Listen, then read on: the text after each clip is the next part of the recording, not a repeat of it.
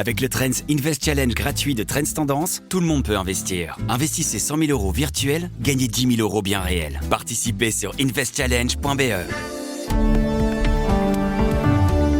Vous écoutez Z sur 7, le podcast quotidien de Trends Canal Z. Aujourd'hui, nous sommes le jeudi 10 avril. Votre podcast aujourd'hui est écrit par Salomé Baya et animé par Béatrice Marlier. Bonjour à tous et à toutes. Aujourd'hui dans ce nouvel épisode, Donald Trump semble avoir rempli la plupart des objectifs qu'il s'était fixés et il aime s'en attribuer tous les lauriers.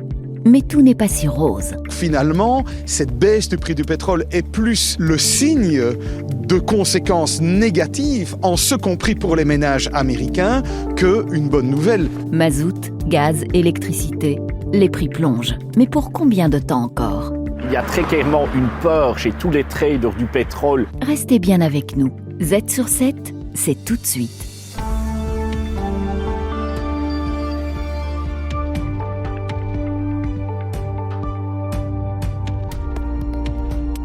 Z sur 7 à la une.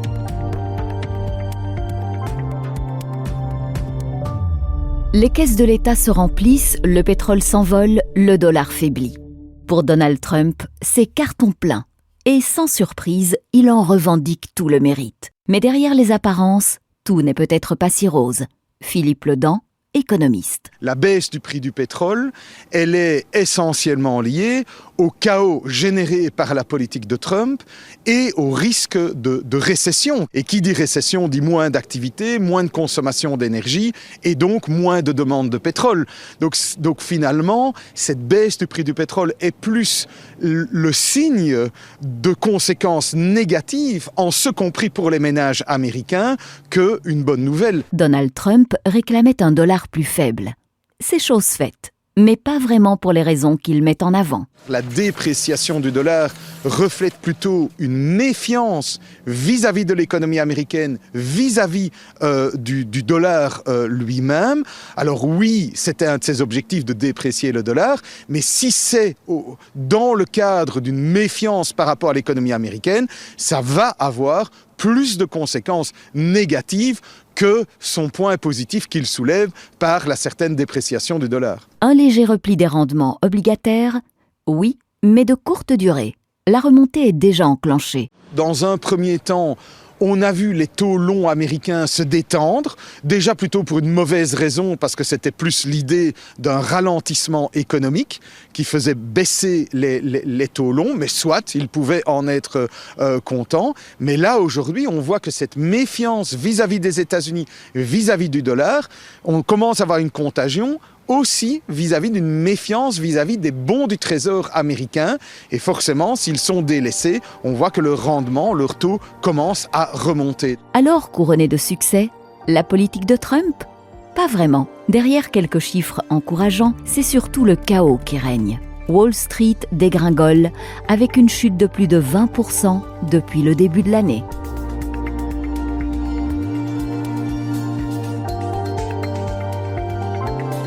Z sur 7 à la une. Mazout, gaz, électricité, les prix n'ont jamais été aussi bas depuis des mois. Mais attention, ça ne va peut-être pas durer. Vous devez remplir votre cuve ou revoir votre contrat d'énergie. C'est le moment ou jamais. Damien Ernst, expert en énergie à l'Université de Liège. Il y a très clairement une peur chez tous les traders du pétrole que les tarifs imposés par le président Trump plongent complètement l'économie internationale, provoquent une récession et une diminution de la consommation de pétrole. Le baril s'est effondré à 58 $ ce matin.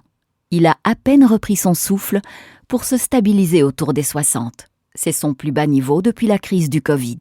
Et à ce prix-là, certains producteurs, surtout américains, ne tiennent plus. Sous les 70 $, c'est simple.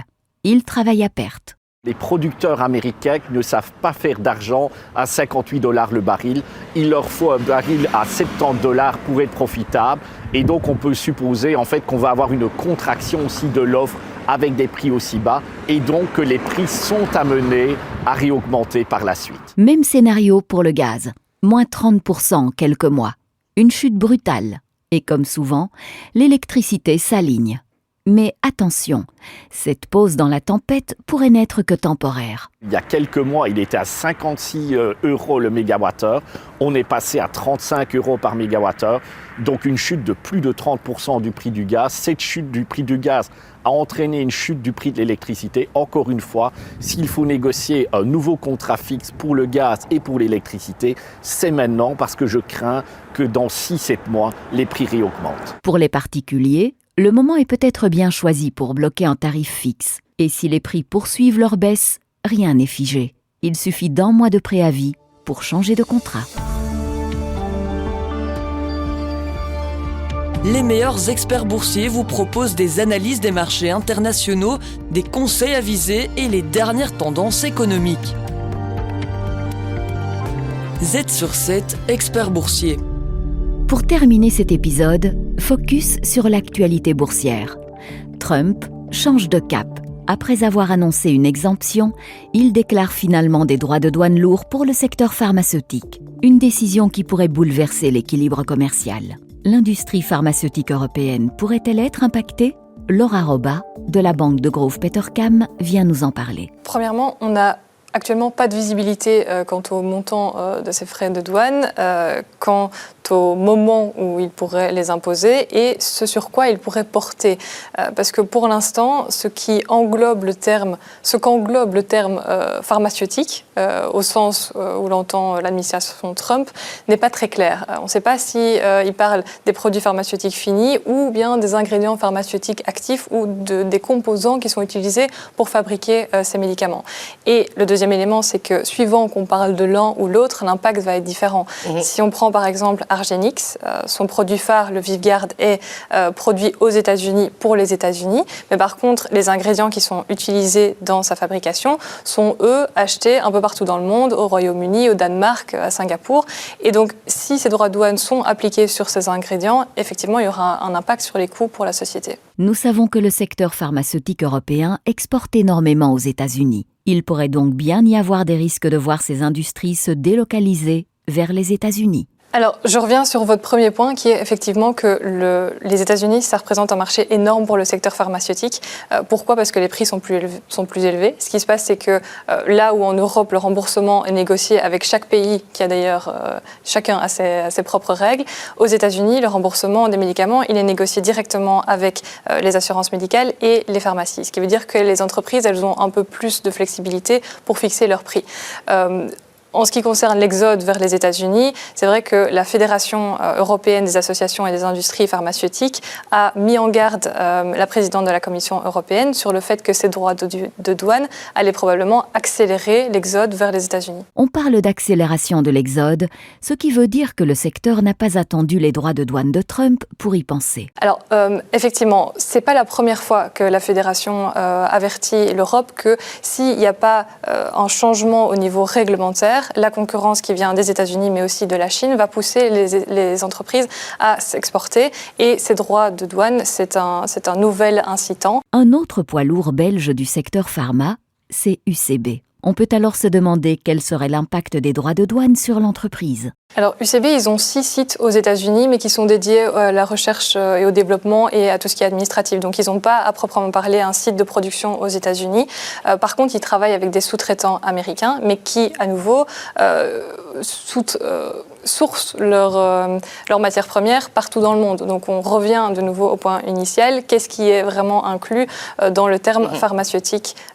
Et donc ça reste encore à déterminer. Pour terminer, nous allons jeter un œil du côté de Nyxoah, qui fait des montagnes russes ces derniers temps. En fait, on attendait l'approbation de leur dispositif contre l'apnée du sommeil fin mars. Au lieu de ça, ils ont reçu une lettre d'approuvabilité de la FDA, ce qui veut dire qu'en substance, leur demande de mise sur le marché rencontre les attentes de la FDA, mais la FDA approuvera le dispositif seulement une fois un examen des méthodes de fabrication et de contrôle du dispositif. Alors, le marché s'est inquiété, ne sachant pas combien de temps cela allait prendre, mais hier, le management a annoncé qu'ils étaient en train de travailler sur le dernier point point demandé par la FDA et qu'ils pensaient pouvoir valider ce point dans un délai raisonnable. Et donc, ils attendent une approbation de la FDA au deuxième trimestre de cette année. Donc, finalement, le retard est quelque peu limité. Et en ce qui concerne les droits de douane, l'impact sur Nyxoah, ils fabriquent tous les dispositifs qui seront vendus aux États-Unis sont fabriqués aux États-Unis. Donc, pas d'impact a priori. Et voilà, c'est fini pour aujourd'hui. Mais ne vous en faites pas. On se retrouve demain avec toutes vos analyses économiques et les infos à ne pas manquer. À demain et merci de nous suivre.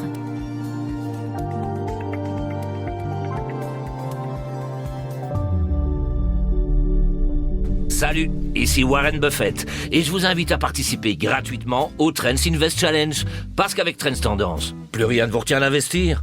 À moins d'avoir une excuse bidon comme celle de Valérie. J'ai plus d'argent à investir. Valérie, pas besoin d'argent.